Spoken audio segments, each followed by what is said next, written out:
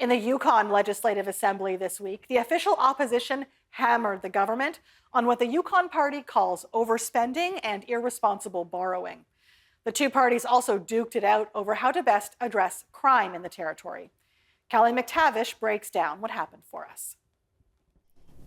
To kick off the financial review that dropped at the end of the week, the big surprise was the swing from a forecasted surplus to a deficit.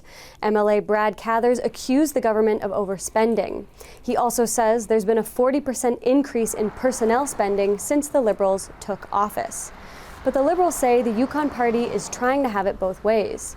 Premier Ranj Pillay says the official opposition is telling the government to spend more on education and healthcare, while also demanding spending cuts.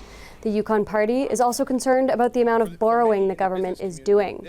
Finance Minister Sandy Silver says a loan agreement with the feds means the Yukon is borrowing at 75 cents on the dollar. And that's allowed the Liberals to take on infrastructure projects without taking on long-term debt. Meanwhile, the parties also sparred over crime in the territory, specifically repeat offenders. The Yukon Party accused the government of inaction. Leader Curry Dixon is pushing for bail reform. That's under the jurisdiction of the federal government. Dixon also wants Ottawa to end credit for time served before sentencing.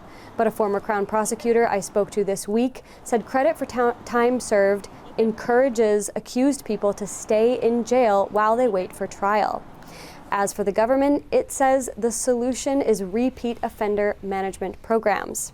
Such a program would keep tabs on the 20-odd people who have been identified by the RCMP as consistent criminals in the Yukon. It's an idea that's been around for a long time. The Yukon Party implemented a similar program in 2011 when it was in power. But by all accounts, that program was very successful, so what happened? The government said this week that the Yukon Party canceled it, while the Yukon Party says the Liberals got rid of it.